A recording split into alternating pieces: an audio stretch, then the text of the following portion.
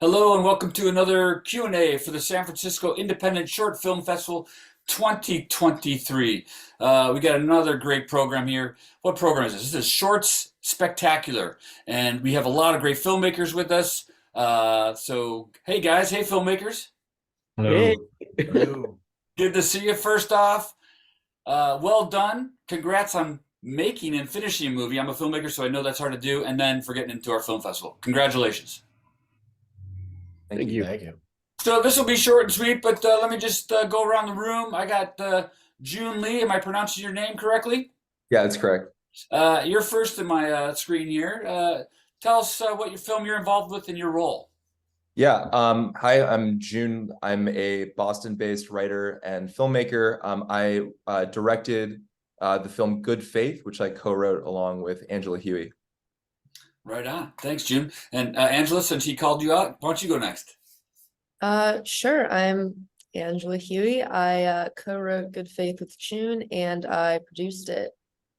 Right on. Loved your movie. Loved the opening scene. Steve, tell us about yourself. Hi, I'm Steve Lichtenstein. I am with Aaron with Two A's.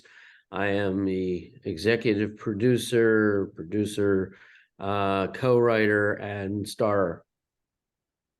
Excellent. Loved your movie too. Welcome. Michael, you're associated with that film, so why don't you go next? Yeah, I'm Michael Goldberg, also with Aaron with Two A's. I am the director and co-writer. Welcome. Thanks for joining us. Thank Brian and Carl, you're next on my screen. With Brian and Carl, the co-writers and co-directors of Tommy's. And then we got Adam next. Yes, hello. I'm Adam Peltier, and I'm the writer, director, and one of the actors in Men Grieving. I don't think you had a beard or mustache in the movie, did you? I had a bit of a stash, really no beard. Yeah, and So- that broken nose. That's right. Since I'm on you, what inspired you to make this film? This humorous little strange one take, if I remember correctly. Yeah, you have great memory. You have a Yeah. great memory. Right. Well, well done. Thank you. I mean, honestly, it was out of somewhat out of necessity, right? You know, I was kind of tired of sitting around waiting for, someone to give me an acting job. And then, so it was like, I'm going to write something for me and my friend, and I'm going to direct it, and we're going to do this thing. So that was kind of the first impetus. And then there was all this weird male emotional interaction I was observing within my family, within other people. And I was like, I gotta write about this. So yeah. You write what you know and you draw from your own life, right? Exactly. So Michael and Steve, kind of similar. What Adam just said about waiting for a job. Your movie, is about an actor who gets in his own head. Tell us about your inspiration for your movie. Well, Let Steve take it. Yeah. yeah, partly that's partly me. My life. But the inspiration, again, exactly what Adam was saying about having to do my own stuff to get out. My age, particularly, I want to be able to do something to move along, so to speak. It's also been something leaving a legacy, but it also was inspired by my own life and kind of the insecurities that I had as a child about the things that with parents and things that always are in your whole life or in your head, and how that affects my relationship, and how acting affects relationships with marriage and the whole thing.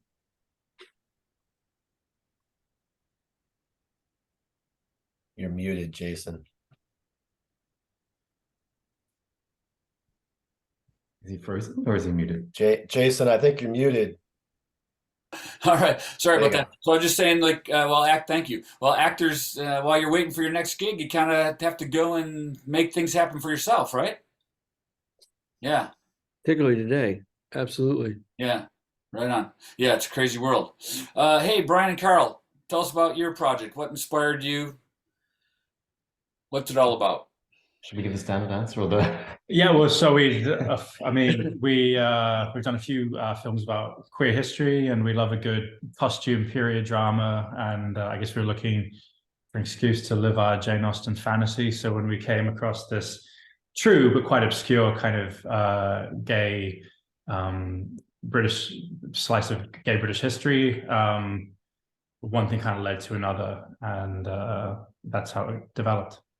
But it's really a film about, in a way, social media and moral outrage, and the kind of it's a film about how modern life sucks, but it's just a period drama, basically. Yeah, and well done at that. Quite elaborate. Did that add its own challenges, being a period piece, if you will? Oh yeah, hugely. It's just hair and makeup alone took the first 5 hours of our shoot day, and doing something like this on a budget, you have to be really nimble and really think about where you're putting your energy. So why didn't that scare you away? Like, if you want to make a movie about these themes, this message, this topic, why don't you put it in present day? Like, why are you crazy enough to do that? I mean, why are any of us crazy enough to make a short film? It's pretty thankless work, and not good on anyone's bank account. Well, that's a good question. I'm a filmmaker too. Why short films? Why didn't you just say, well, we're going to put all this time and energy into it. Let's make a feature out of it. Like, why a short? And I'm on you, Brian Carl, right now. I'll ask other people, why a short? We had a 15-minute story, and we have thought about how could this be longer. Yeah, I mean, it absolutely felt more like we were making a feature sometimes. And yeah, hopefully this will be the last short we do, because it is sometimes it does feel like it would be easier to just do something fully financed. And but yeah, I mean, why? It's calling cards. We've done a lot of music videos. We were looking for a kind of a big punchy narrative project to create a calling card for ourselves, and we just love the story.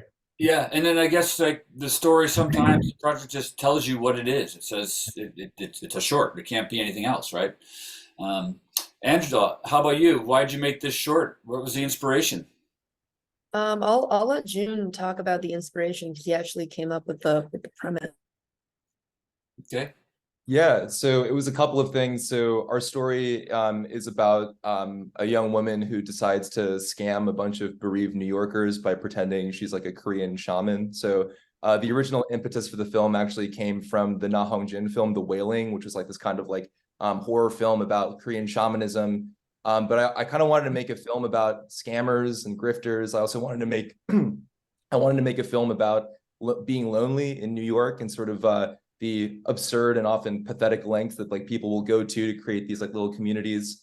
And yeah, it was sort of a confluence of those two things. So we wanted to make a movie about scammers, we wanted to make a movie about loneliness, and we wanted to make a movie about Korean shamanism. And then I guess this was kind of the center of that Venn diagram. And also let Angela talk a little bit more about some of the other things we were thinking about. I think you covered it all, June. Well, again, did you just say we're going to make a short, or your material just led itself to this length? We actually cut it down significantly. The first draft was 50 pages, and we were thinking, oh, can this be like a TV pilot? Can this be a feature? But if we actually wanted to make it, I mean, we've never made anything before. So we thought, 15-minute short is probably realistic. Yeah.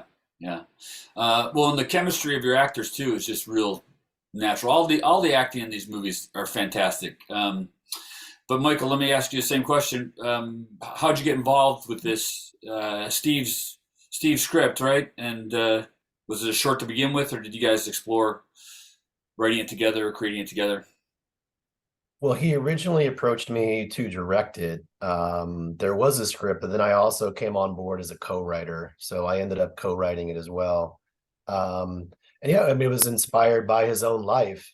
And what drew me to, I mean, I had worked with Steve before too. I'd cast him in a couple of things of mine. We had done a couple of other projects together. So I was honored that he asked me to do something that was really personal to him. He was very passionate about, and the themes resonated with me too. Just this sort of reinvention, at any age, This idea of getting out of your own head, getting out of your own way, not listening to the negative voices in your head.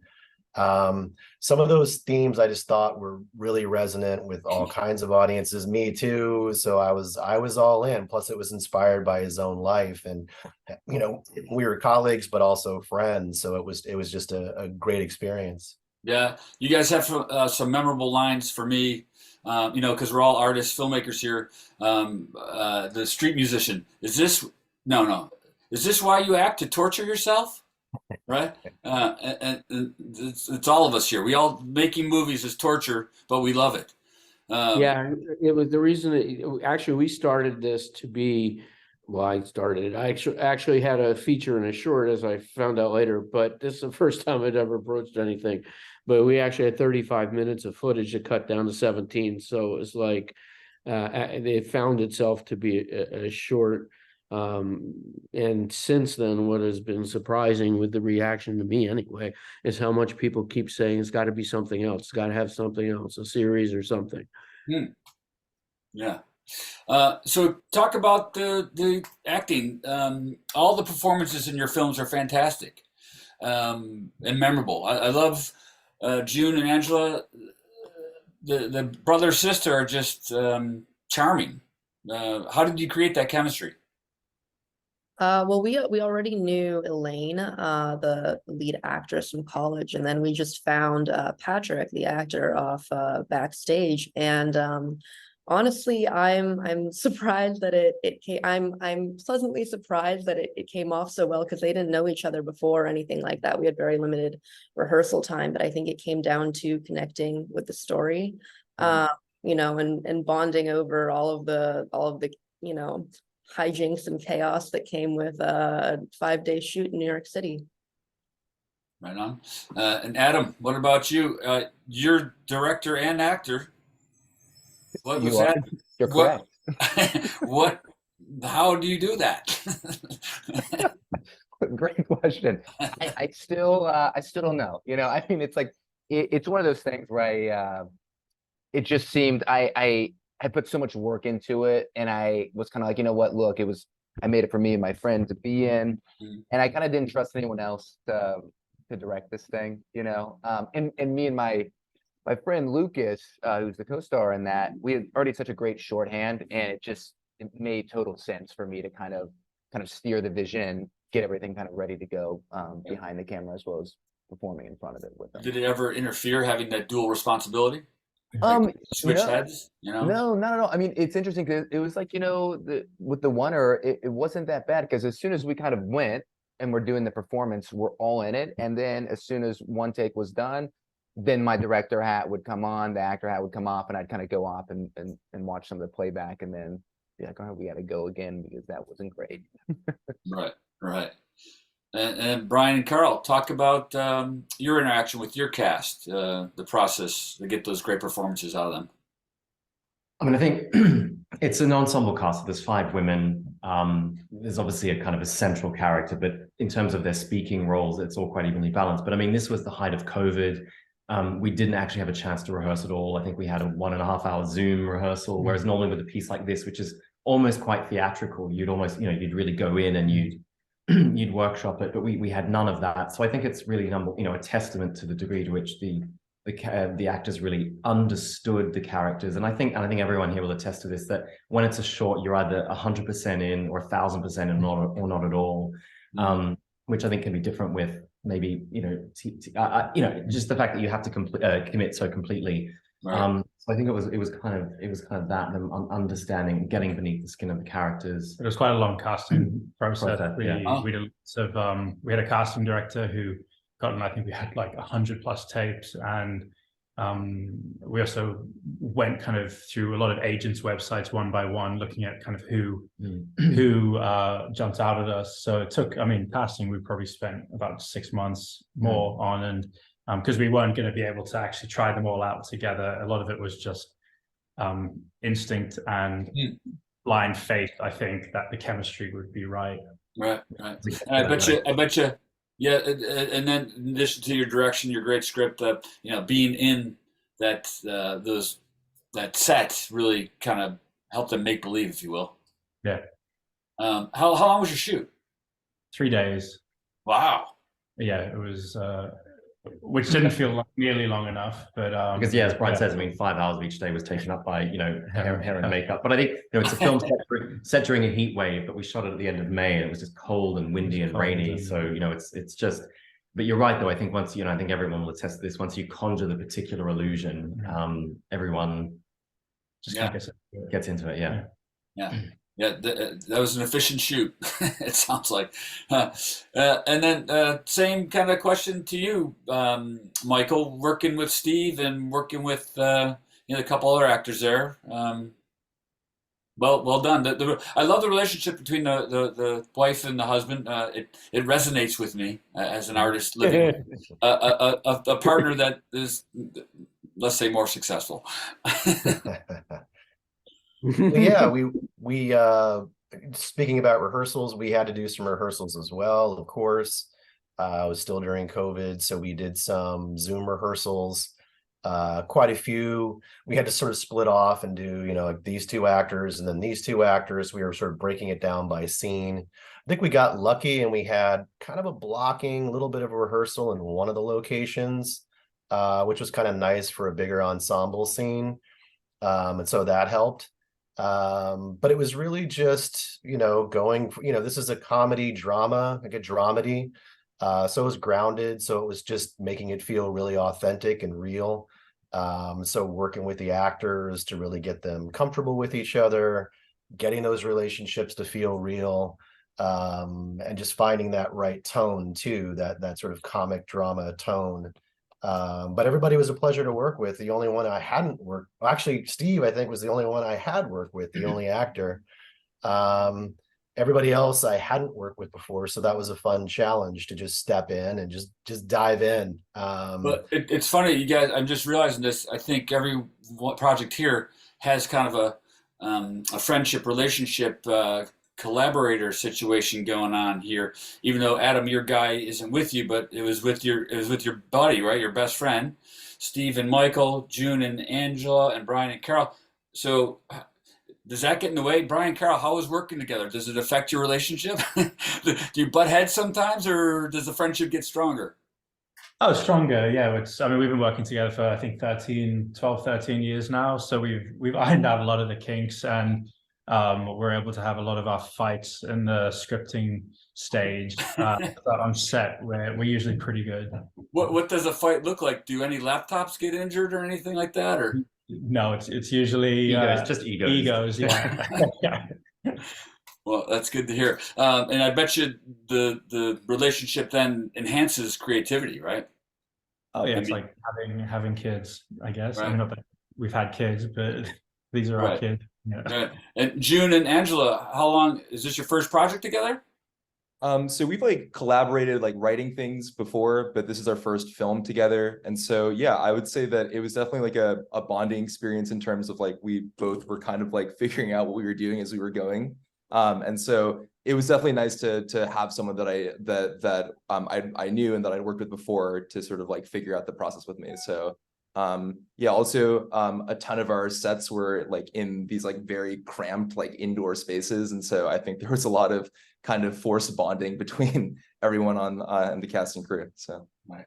Yeah, well, filmmaking, as you guys know, you become a family for this condensed period of time, and then you part. Steve and Michael, any interference with your friendship or the collaboration because of your relationship? Well, we no longer talk to each other, and Yeah, this is the first time I've seen that's the Steve first in time I can't. ages. No, actually, no. It was a very. I mean, I thought of Michael when I lost the director I originally had. Kind of quite literally, but at any rate, Michael, there's his direction and his calmness on set and how he works with people was a no-brainer as far as kind of who to bring in. And we have a good chemistry, and we tend to feed off each other even in the writing and in doing the just acting off of that was pretty easy. Pretty much as far as the relationship goes. So yeah, we know, you always have a bump in the road because producer director kind of thing happens, but it's other than that, we're still friends. Right. And Adam, are you still friends with your co-star? No, I killed him. That's why he's not here. So there can't stand that guy. No, we're still very close friends, and we went to grad school together. So we're stuck with each other. Yeah. My partner and I, we ended up in therapy and lasted, so it made our relationship stronger. Angela, what was it? What was the challenge making your movie? Oh God, what wasn't it? Making the movie was the challenge. Yeah. Yeah, I mean, we used a lot of sets where we did not necessarily have permission to be filming there. And so, we got kicked out of some places, had to improvise sometimes. We shot there's this scene in front of what was it, like the convenience store, like the Peter Cooper Deli, that we weren't planning on shooting the scene that night. We were planning on shooting something else, but we got kicked out of this apartment complex because they said, why are you here? You don't live here, get out. Wow. Is that the one where the guy thought you were scamming him? Is that apartment complex? No, that one was the one that I was living in at the time, actually. Oh. And so, it was, tiny room, no AC in New York, smelled disgusting, and couldn't open any windows because of the sound. But no, that was a different scene. I mean, we were trying to shoot the argument scene, in front of, in some apartment complex in like Peter Cooper Village. And then the security guard came over. He was like, "It's 11 p.m. Get out." We panicked, but we were strong. We rolled with the punches. Yeah, and then we figured it out. We just shot a different scene that night. Speaking of location challenges, your movie, I love the location. It really creates that mood. I mean, I think you ended up choosing perfect places or getting places that worked well. Michael, Steve, challenges making your movie. Michael? Well, I think just No off the challenges. top of my It head, was easy. time is always a challenge, and scheduling. I remember we got jammed up on certain scenes, and then we ended up having small amount of time to shoot really sort of important, impactful scenes, and so you're trying to just grit your teeth through that and roll with like Angela was saying, you're just like rolling with the punches. But overall, it all turned out well. But I think that's always, you feel that on set, that you wish you had some more time. I think we also had to cut, like I said, we had to cut it from 35 minutes to 17, which was an interesting challenge.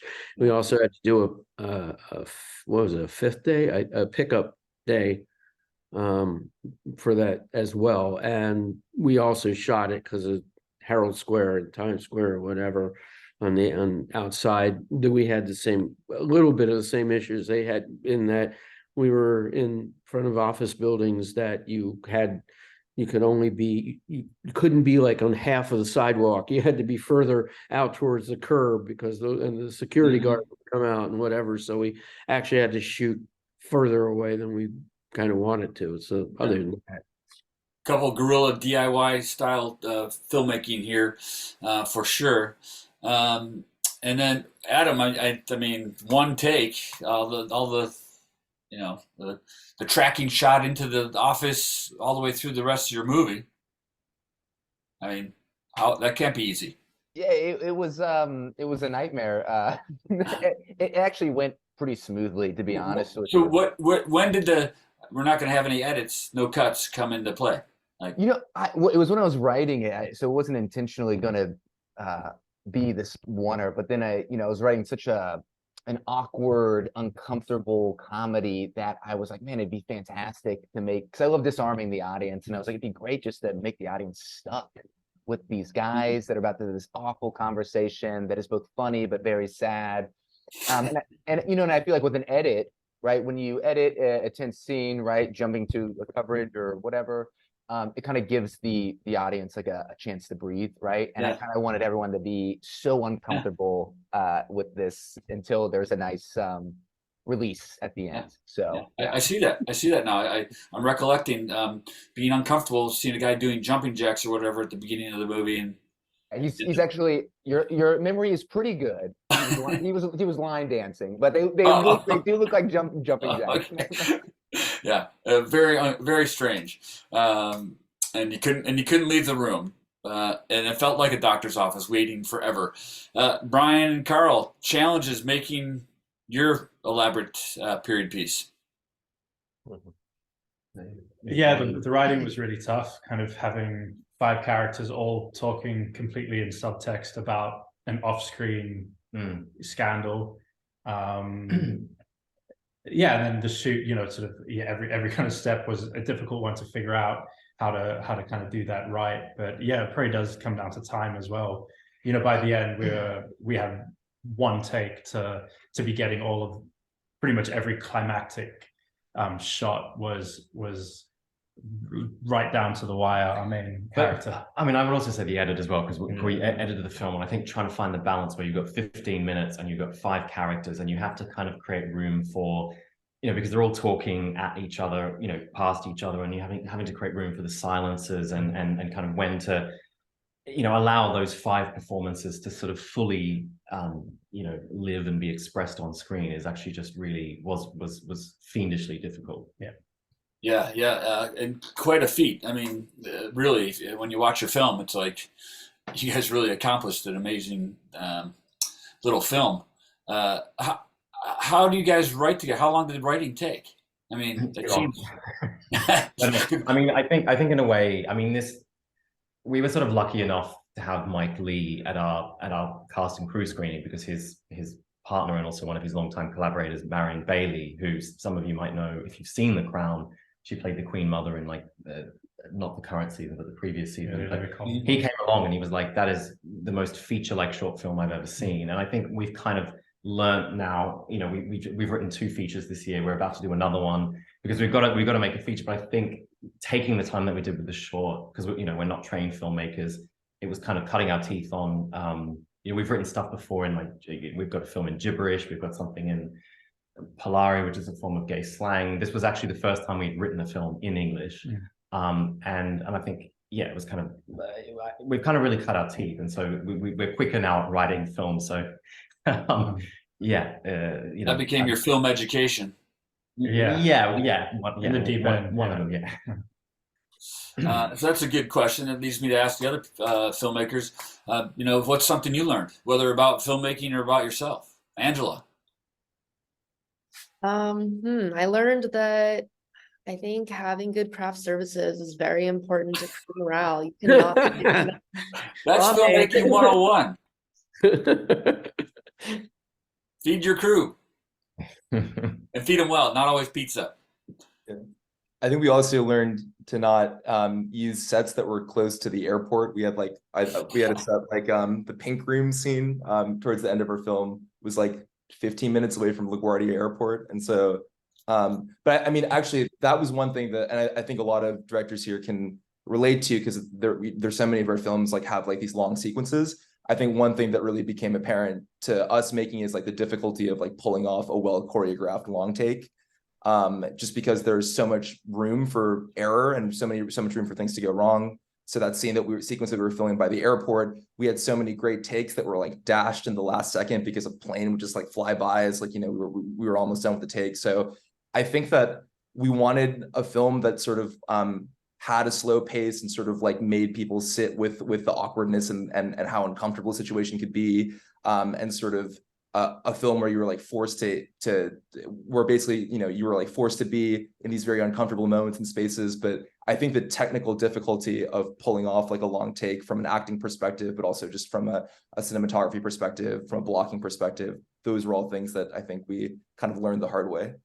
Yeah, well, you accomplished them though. I mean, Thank you. there's some nice little moments, slow, you know, character moments together, like the ending. You know, I just love them in that karaoke or a bar or something. It's just, it's wonderful. Steve, have you learned anything from making this movie? Actually, this was my first film making film. And I learned a lot from Michael's expertise and knowledge, a lot, but it was also, I learned, I mean, one of the things I learned is do not use your own apartment when you have light rail running right underneath of it and it goes dinging and you have to have stopping in between takes for a long time.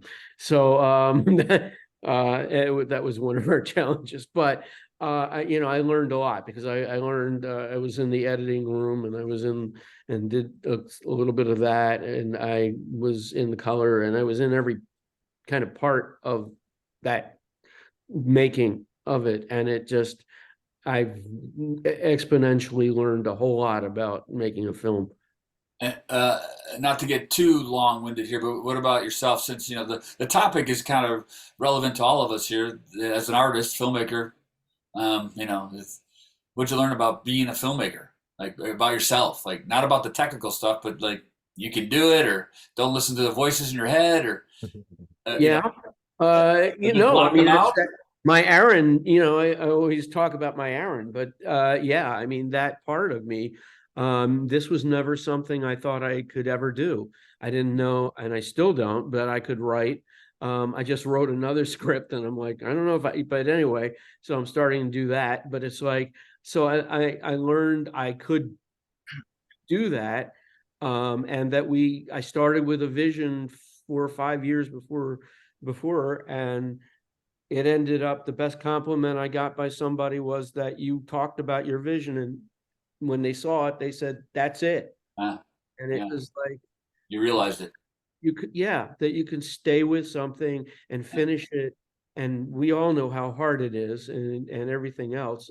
But it's like anything you do from beginning to end is worth, no matter what, staying with it and doing whatever it takes. Right on. Good answer. Brian, Carl, did you guys learn anything about yourself? I know you learned filmmaking again. No, I think that all really resonated. The sort of the self-doubt and the God, is this even possible was very overwhelming. Especially during COVID. I don't know, we definitely got stuck in our heads, and it was very often difficult to see the light at the end of the tunnel in life, let alone making something. Yeah. So yeah, no, I mean it's sometimes I'm still kind of amazed that we actually did it, because it felt so impossible. And yeah, I think a lot about it. Adam, Michael, same question. You guys learn anything? Yeah, like for me, I really learned not to be precious with things in the script. Because the day before rehearsal was pretty brutal on the DP, and so I ended up just I rewrote the whole thing, got rid of 10 pages of the script, made it way more leaner and meaner, and like it's a better movie because of that. Yeah. And it's shorter, which is good. Anyone else want to add to learning something about filmmaking? I would extend what Adam was saying. We felt the same way about the script. Sometimes you really do just have to keep digging to really get there. And there was a table read, and the script was good, but it just kept feeling like it could be pushed further. So there's something to be said for that, if you have that feeling to really just keep going. And then it was the same way in the editing room, just really continuing to push this and get some feedback on it. That was really instrumental in shaping the film.